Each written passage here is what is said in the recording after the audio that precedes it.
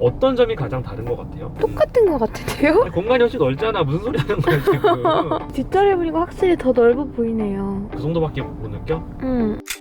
오늘은 팬텀 롱텀 시승기 일부를 찍으려고 하는데요. 여기에 에스컬레이드 롱바디가 있고 팬텀이 있는데 팬텀 롱바디가 6.2m야 양산차 중에서 가장 긴 차가 팬텀 롱바디예요. 팬텀 같은 경우는 헤드램프도 고스트랑은 완전히 다른, 요즘에 이제 고스트도 이렇게 2단으로 이렇게 들어가 있는데 고스트도 물론 멋있지만 팬텀하고 이 클래스가 아예 다른 것 같아요. 또 고스트랑 다른 점이 뭐가 있냐면 문을 딱 열잖아 이렇게. 그러면 이게 일직선으로 이렇게 헤어져 있지가 않아. 고스트는 약간 이렇게 들어가 있거든요. 되게 플랫하게 돼 있고 가죽이라든가 소재 이런 거는 뭐 말할 필요도 없이 고급스럽고, 이 뒤에 테일 램프도 엄청 멋있어요. 이 팬텀의 C필러 쪽으로 이어지는 요 라인이 진짜 커. 그러니까 이게 정말 운전자 뒤에 앉은 사람을 굉장히 편안하게 만들기 위해서 이 공간을 뽑게 만든 건데, 장갑차 같은 느낌이 좀 나잖아요. 출발해 보도록 하겠습니다.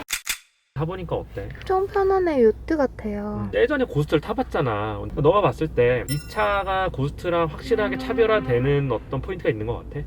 이 차 한지 1분 됐는데요? 1분 미안하다. 팬텀에 대해 설명하자면 진짜 긴데, 아주 간단하게 얘기하면 롤스로이스는 원래 풀체인지 주기가 되게 길어요. 보통 10년에서 12년 정도가 걸려요, 풀체인지 주기 자체가. 롤스로이스의 가장 큰 장점 중에 하나가 뭐가 있냐면, 그 차가 구형이 돼도 클래식한 맛이 나게끔 신형을 굉장히 디자인을 많이 바꾸질 않아요. 실내도 보면 이제 많이 디지털화 됐어요. 센터 패시아에 보면 이런 데도 다 디지털화 돼 있고요. 이렇게 계기판도 아날로그를 흉내를 냈지만 실제로는 다 디지털이에요. 이것들이 시인성은 더 좋아지고 했지만 옛날 아날로그 맛은 좀 떨어졌고요. 디지털 패널들이나 계기판이 들어가는 이런 것들이 팬텀만 쓰는 그런 부품들이 좀 많았는데, 신형 고스트랑 팬텀이랑 모듈라에서 쓰는 부품들이 좀 많아진 것 같고요.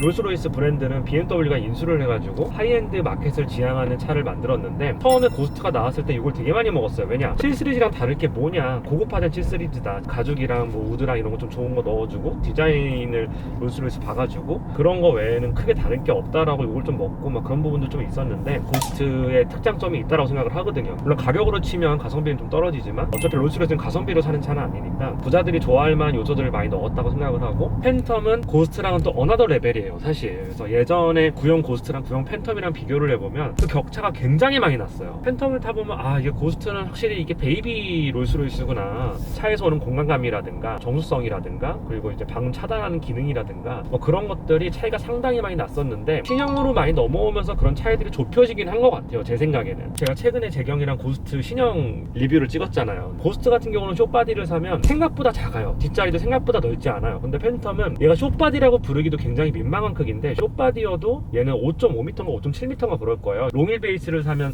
6.2m로 알고 있고요. 얼마나 큰 거냐면 에스컬레이드 롱바디보다 30cm가 긴 거예요. 본인이 운전하는 건 굉장히 부담스러울 거고요. 에스컬레이드 롱바디도 저 가끔 타고 나가면 너무 커가지고 사실 내가 운전하기 좀 부담스러워. 운전기사분이 없으면 주차할 때도 굉장히 어렵고, 팬텀 같은 경우는 롱일 베이스가 아님에도 불구하고 뒷자리가 굉장히 넓어요. 그래서 그런 부분들이 고스트랑 가장 많이 차별화된 부분인 것 같고요. 너가 봤을 때는 직관적으로 딱 탔을 때 어떤 점이 더 좋은 것 같아? 팬텀이 훨씬 비싸거든. 고스트가 예를 들어서 5억 중반대 옵션을 이 정도 넣으면 라고 하면 얘는 8억 중반이에요. 신차가 등치까지 하면 거의 10억 가까이 하는 차인데, 어떤 점이 가장 다른 것 같아요? 지금 앞자리밖에 안 타봐서 그런데 똑같은 것 같은데요? 공간이 훨씬 넓잖아. 무슨 소리 하는 거야 지금.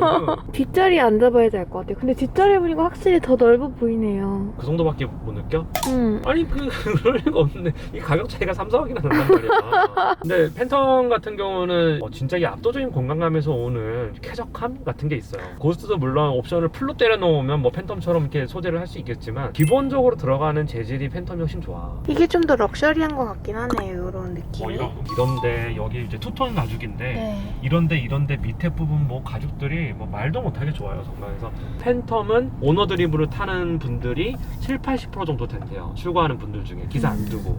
그래서 그런 부분이 되게 좀 놀라웠고 신기했고, 롱일 베이스를 타시는 분들은 뭐 100% 기사를 쓰겠죠. 안 그러면 굳이 그 롱일 베이스를 탈 이유가 없으니까, 그 불편함을 감수하면서까지. 근데 제가 운전을 해보니까 오너 드리블으로 운전해도 팬텀은 너무 편해요. 차가 크다 보니까 골목에 들어가고 이럴 때는 조금 부담스럽지만, 그 점을 제외하고 일반적으로 우리가 강남에 잘 닦여진 도로라든가 아니면 고속도로라든가 이런 데를 다니면 진짜 편해. 지금 방지턱 넘을 때 봤지? 여기가 되게 확실히. 높은 방지턱인데 엄청 스무스해요 정말. 손잡이 하나도 약간 명품 가방처럼 크롬하고 쓴 거 봐봐. 이 재질 너무 좋지 않아? 이런 게 바로 럭셔리인 거지. 오늘 시승 3일째. 근데 탱크예요. 테슬라랑 비교해보면 똑같이 열 맞춰 주차를 했는데 엄청 많이 나와 있죠. 여기 팬텀 보면 이 도어가 한 뼘보다 더 두꺼워요. 이게 말이 안 되거든요. 이런 거 있잖아요, 형. 이것도 되게 두꺼워요. 이거 보세요. 진짜 이 두께가 엄청나게 두꺼워요. 그리고 여기 거의 세단인데 사람 키만 하거든요, 이게. 뒷자리 편하라고 이런 식으로 올렸어요. 그래서 정말 럭셔리의 끝판왕이죠. 이런데 재질도 그렇고 가죽도 그렇고 이런데 손으로 안 만져지는 부분들 요런 데까지 다 고급 가죽으로 다 발라놨어요. 요런 데도 다 금속으로 다 발라놨고요. 트렁크 열면 와, 사람이 이게 뒷자리가 엄청 넓은데도 트렁크도 엄청 깊네요. 아니, 여기서 255일 거고 뒤에가 285일 거예요. 세단인데 285를 쓰는 경우는 거의 없는데 진짜 두꺼운 타이어를 쓰는 거죠. 그 뒤에 팬텀 디자인의 앞거는 여기가 정말 웅장해요. 그 테일 램프도 신형 고스트 같은 경우 이걸 따라서 이렇게 만들었는데 팬텀이 주는 느낌하고 고스트가 주는 느낌하고 완전 달라요. 그래서 팬텀이 주는 느낌이 훨씬 웅장하고요.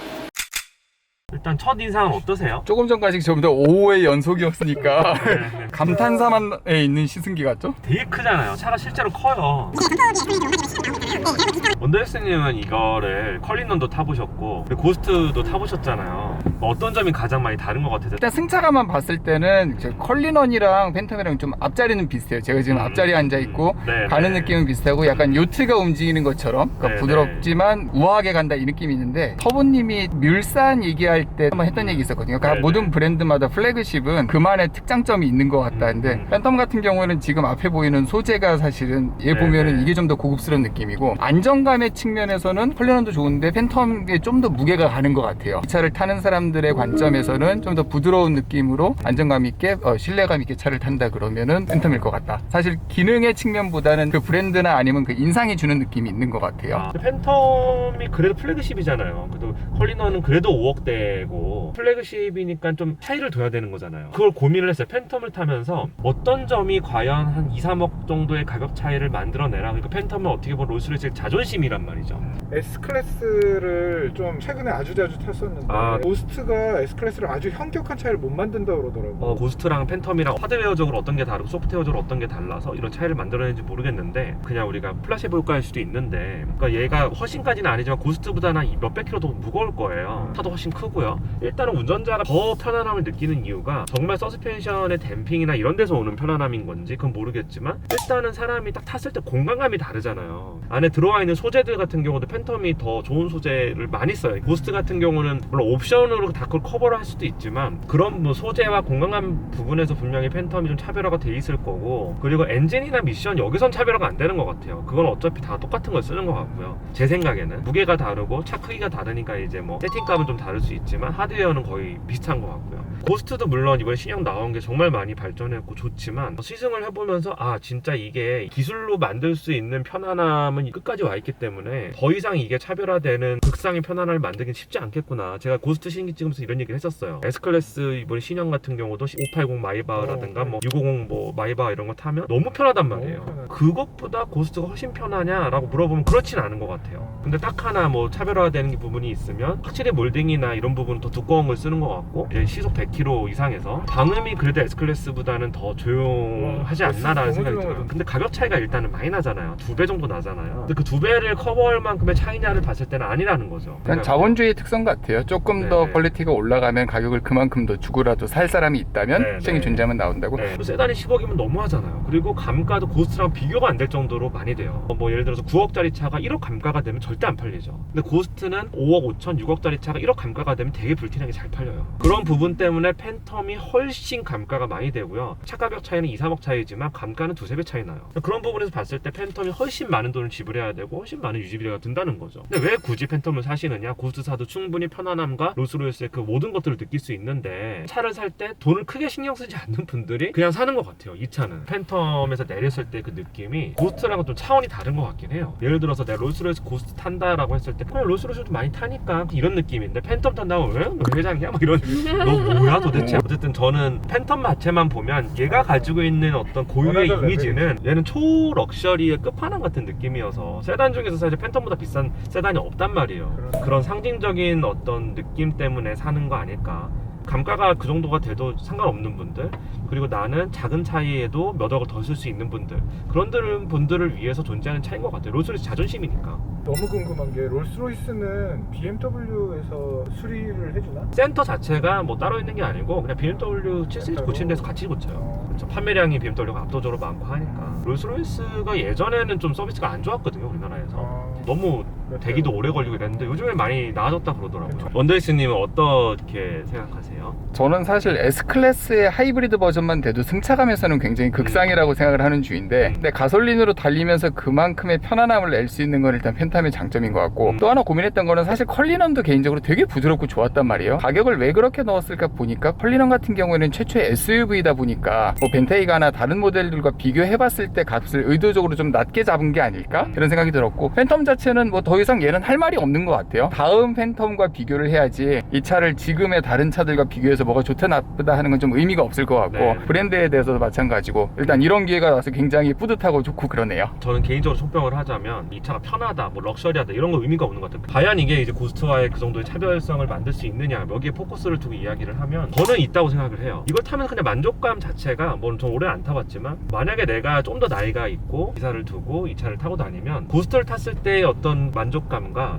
이 차를 탔을 때의 만족감은 확실히 차이가 있을 것 같고요. 팬텀이라는 걸 소유했을 때의 만족감, 이 차에서 내렸을 때의 만족, 하차감, 이런 것들을 생각해 봤을 때 그 정도로 돈이 많으신 분들은 이 가격을 지불하고 살만한 차라고 생각을 해요. 그러니까 롤스로이스에서도 그렇게 포지셔닝을 했을 거고, 재밌는 게 예전 구형 같은 경우는 고스트랑 팬텀이랑 차이가 되게 많이 났어요. 구형 같은 경우는 롤스로이스 고스트 자체가 너무 7시리즈 베이스로 만들다 보니까 이제 팬텀에서 쓰고 있는 소재나 이런 것들을 많이 안 썼어요. 최근에 롤스로이스 고스트 신형 같은 경우는 팬텀에서 쓰고 있는 것들을 많이 쓰고 있거든요. 여러 가지로 봤을 때 고스트의 상품성이 굉장히 올라갔는데 팬텀이 이미 너무 끝에 있었기 때문에 더 이상 뭐 올릴 수 있는 여지가 많지 않다라고 저는 생각을 해요. 너무 좋기 때문에 이미 그 격차는 좀 줄어들었지만 그래도 팬텀이 가지고 있는 고유의 아이덴티티랑 롤스로이스의 플래그십을 탄다라고 하는, 충분히 돈 많으신 분들이 만족감 있게 탈 수 있는 차가 아닐까 생각합니다.